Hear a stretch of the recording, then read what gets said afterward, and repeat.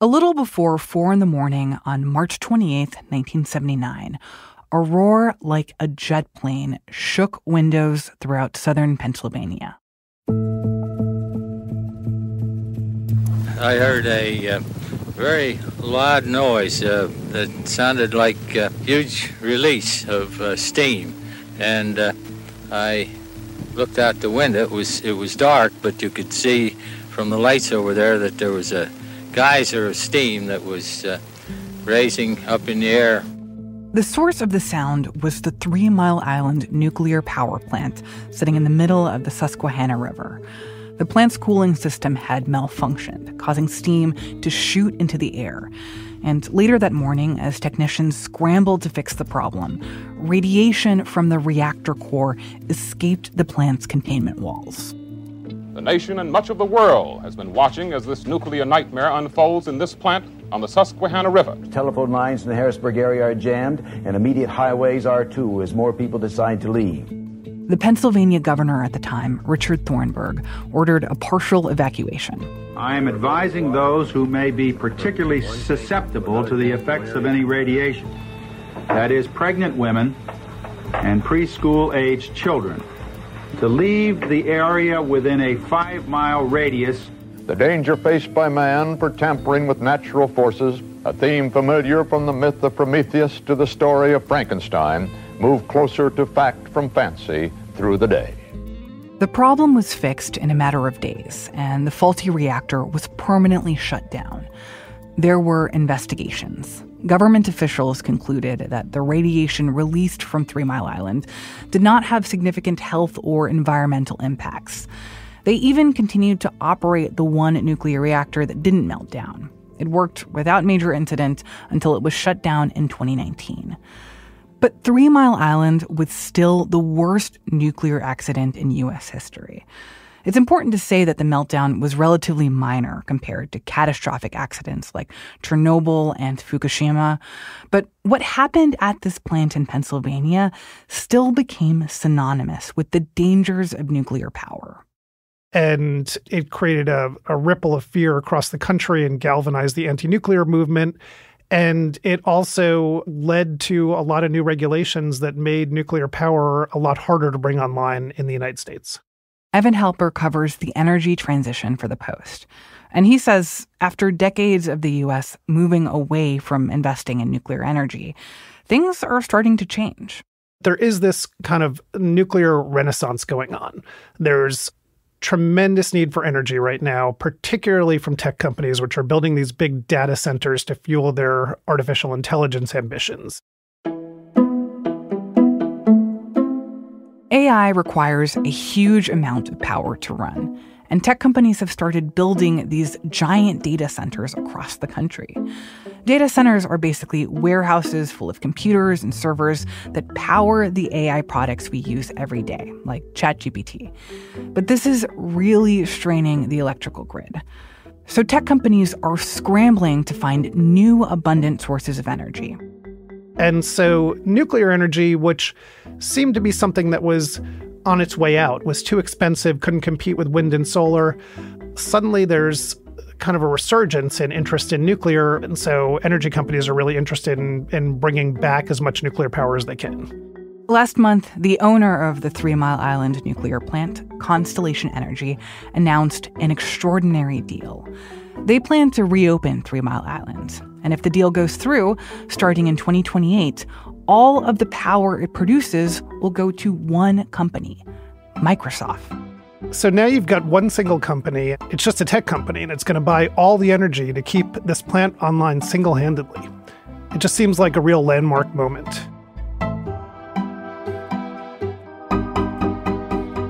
From the newsroom of The Washington Post, this is Post Reports. I'm Martine Powers. It's Tuesday, October 15th. Today, why Microsoft is pushing to reopen an infamous nuclear power plant, and how demand for AI is reshaping the U.S. energy landscape.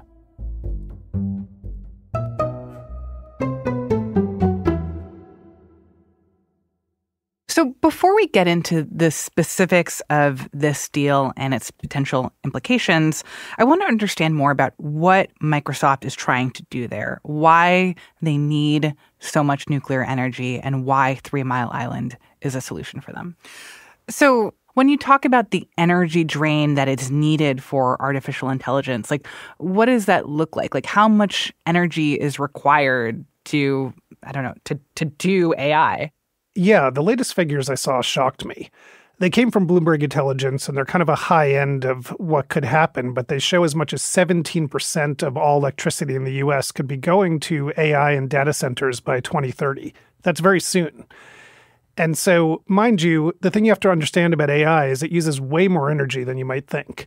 Like, they say a search on ChatGPT takes 10 times as much energy as a simple Google search. And so as we make this transition towards AI and use more of it, the amount of power we need for that is just immense. So that has big implications for all of us because we only have a finite amount of energy. Right now, it's plentiful. We all sort of take for granted. We turn the lights on, or we want to charge our electric car or power our house, that, it will be there. With all of these energy demands, there's real concerns about, okay, will there be enough power? If the tech companies really use as much power as they're talking about, will it be around for everyone? Will all of our rates have to go up to pay for this artificial intelligence race? And so as this AI arms race goes on, there's increasing questions about what's going to power the AI, who's going to pay for it, and whether we even have enough energy to sustain all these AI products. Well, so coming back to Microsoft, like, if they have power needs and they, envision a world where they are going to need even more electricity than they have access to now, why is it that Microsoft is looking at nuclear power in particular? Microsoft really likes nuclear power for a number of reasons. The biggest one is that it's a huge amount of power that is operating 24/7, right? So wind and solar power, it's intermittent. They're trying to come up with batteries so that they can store it and bring it back, into use when the sun isn't shining, the wind isn't blowing. But for nuclear power, there's just like as much as you can need just all the time, except when the plants are down for maintenance. And Bill Gates, who was a co-founder of Microsoft, he's looking at the nexus of energy innovation and artificial intelligence needs, and he's one of these believers that the amount of power artificial intelligence is going to need is just so tremendous that he's trying to invest in all kinds of potential solutions, and legacy nuclear plants are just one of them. Well, so let's dive into a little bit more about this deal. So Microsoft sees 3 Mile Island as a potential opportunity for them to meet their needs for energy and the kind of energy that they want in terms of something that could be running all the time, powering their data centers. In terms of like what 3 Mile Island is now, is it operating? What is the current state of this facility, and how far is it now from what it would need to be for Microsoft to actually use it? So the plant is shut down, but you have to remember there were 2 reactors there. The reactor that melted down in the 1970s, that was one unit. That unit shut down after that partial meltdown, and it never reopened. There was another unit, though, that did not have any incident, or no incident like that. And it kept functioning until 2019. And the only reason it shut down in 2019 was because there was just cheaper forms of energy and nuclear could no longer compete. So the decision was made to decommission it. That was in 2019. But that unit was, there's different stages of decommissioning, and some plants, when they decommission them, they start taking them apart right away. In this case, most of the plant is still there. They took their time decommissioning it. But even with all that being the case, a plant like this has never been shut down, supposedly permanently shut down. The decommissioning process started and then brought back online. So it raises all kinds of questions. And how much would that cost to get this plant to work again? So Constellation, the company that owns 3 Mile Island, says they can get the plant up and running for $1.6 billion.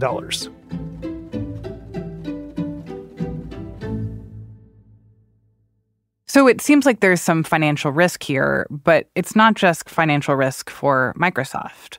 Who else is paying for this? So Constellation is pursuing basically taxpayer backing for this project, which means they want the Department of Energy to give them what's called a federal loan guarantee. So if they borrow money to do this and something goes sideways, the federal government could be taking up the responsibility. Now, Constellation says there's no scenario in which we'd have the federal government take up that responsibility. We're just doing this to get a cheaper loan rate.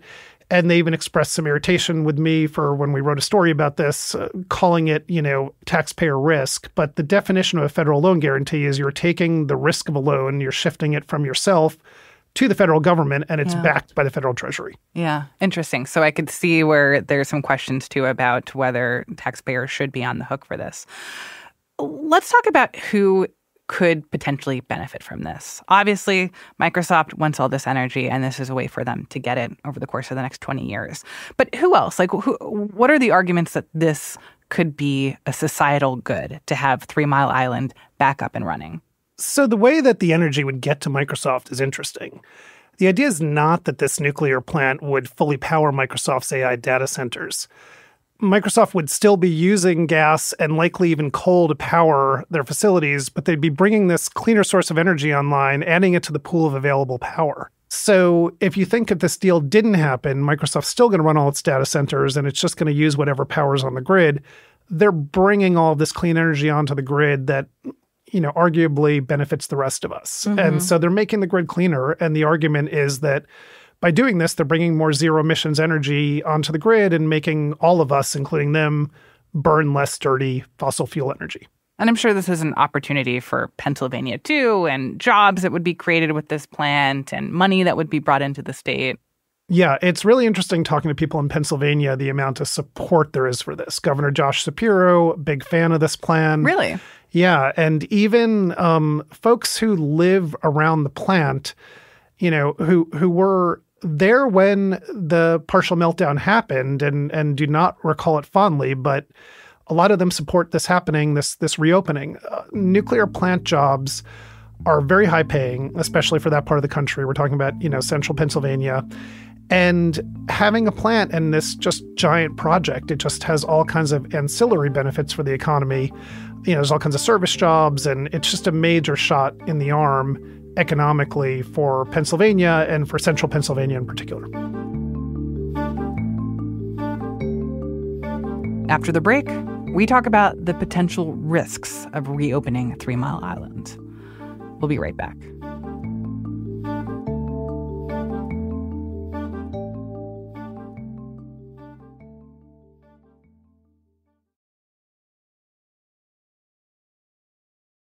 Okay, so Evan, you just talked through all the potential benefits of reopening the nuclear power plant at 3 Mile Island.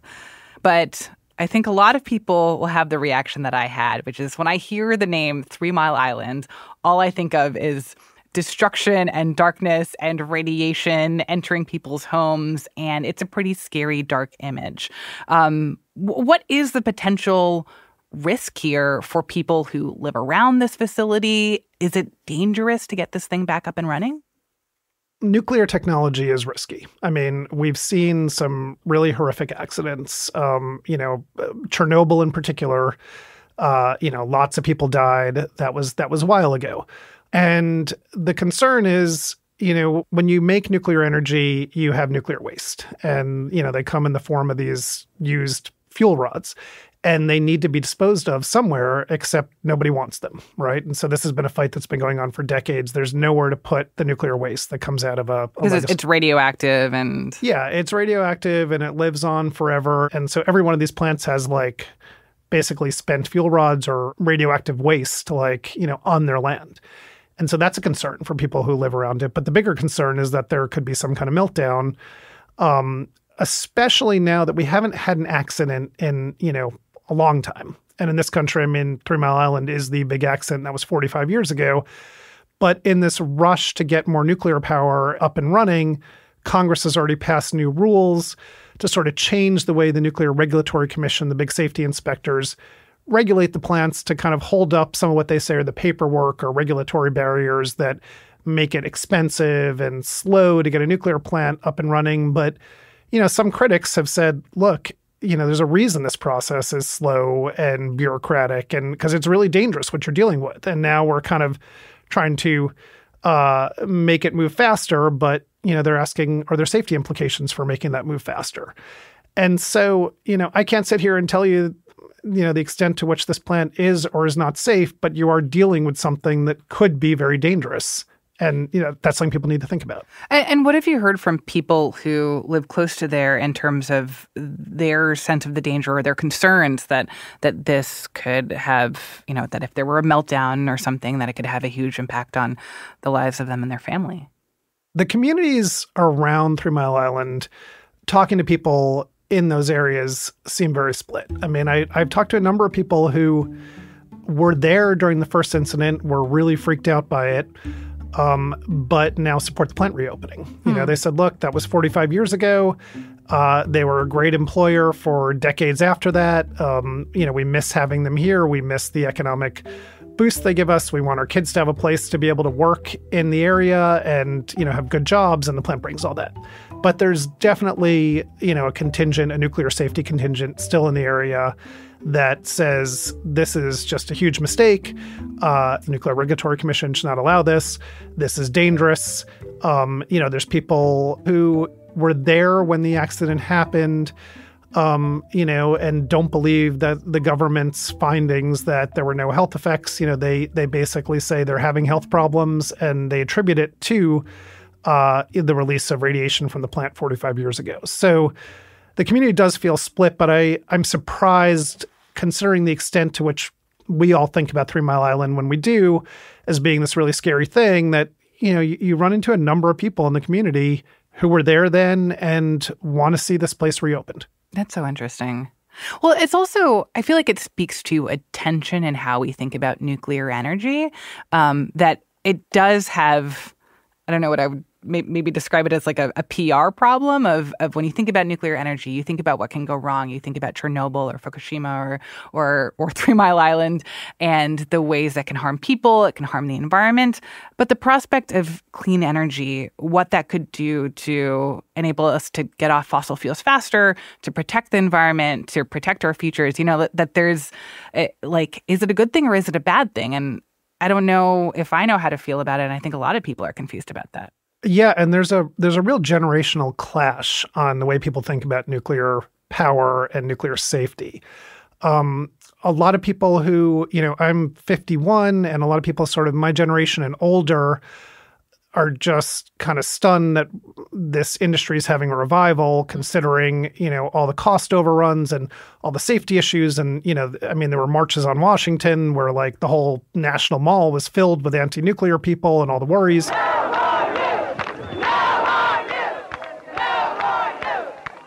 But a younger generation's looking at climate change and, they're seeing what's happening right now with these hurricanes and, what their future looks like. And the risk of climate change to them outweighs the risk of nuclear safety, especially since we haven't seen an accident in, decades in this country. Have either Microsoft or the owner of the nuclear plant made any acknowledgement of kind of the infamy of 3 Mile Island or the challenge they're up against in terms of the negative images of this place that the American public has? Yeah, I think the tacit acknowledgement came when they changed the name of the place. So Constellation Energy, the owner, is changing the name from 3 Mile Island to the Crane Clean Energy Center, named Crane, not after the bird, but after a former CEO of Constellation Energy, whose last name was Crane. Interesting. So, and it should not surprise me that they decided that this needed a rebrand. Yeah, so there's definitely a major rebrand going on. And,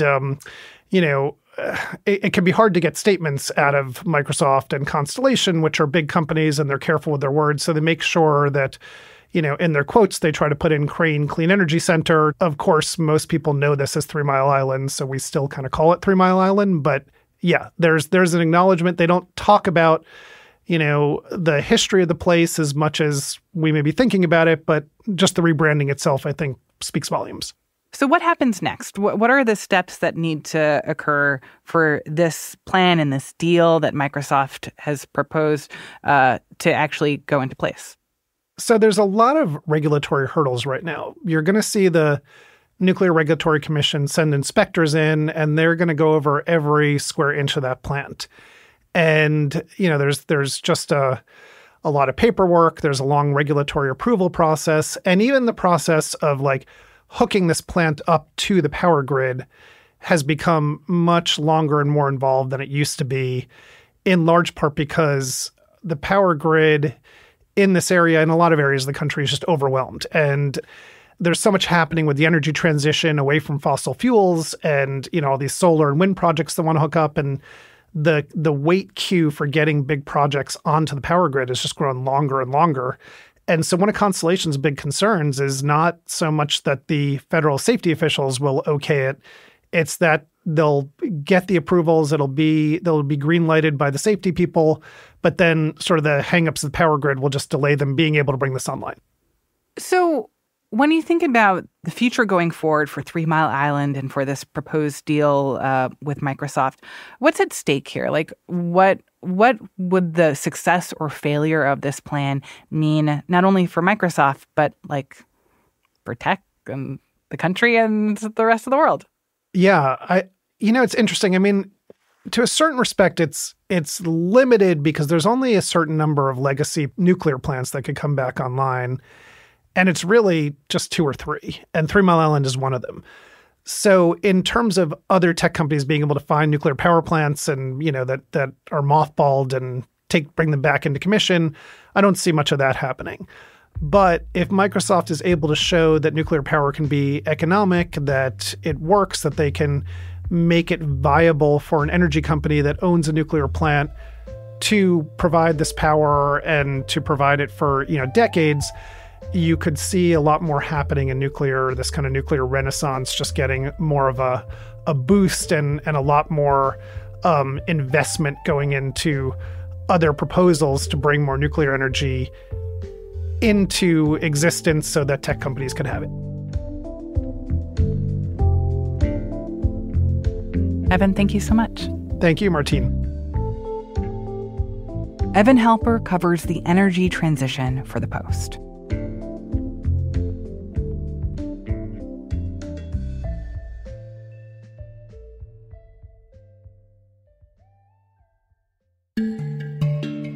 A couple more stories before we wrap today's show.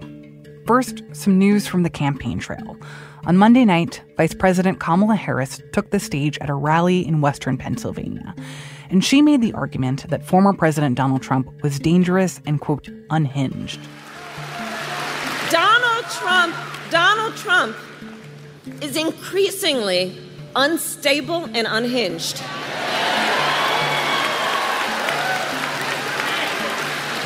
And he is out for unchecked power. That's what he's looking for. Trump also campaigned in Pennsylvania yesterday. But at a town hall moderated by South Dakota's governor, things took a strange turn. After 2 people in the crowd had brief medical emergencies, Trump jokingly asked if anyone else would like to faint. And then he decided not to answer any more questions. Let's not do any more questions. Let's just listen to music. Let's make it into a music. Who the hell wants to hear questions, right? He didn't end the town hall. He still stayed on stage. But instead of fielding questions, he swayed and bopped to the music on his rally playlist. And he did that for nearly 40 minutes. How about this? We'll play YMCA and we'll go home. His campaign claimed that it had decided, because of the 2 people who had fainted, to just play music at the town hall.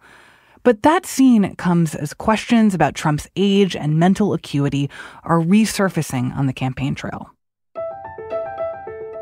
And in other news, climate change may be coming for your home value. Our colleagues on the climate team have been looking at the effects of climate change on housing markets around the country. And they've been documenting the places where the risks of a hotter planet are eroding real estate prices.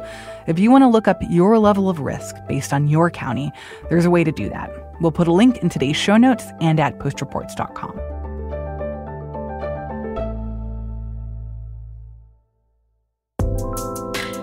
That's it for Post Reports. Thanks for listening.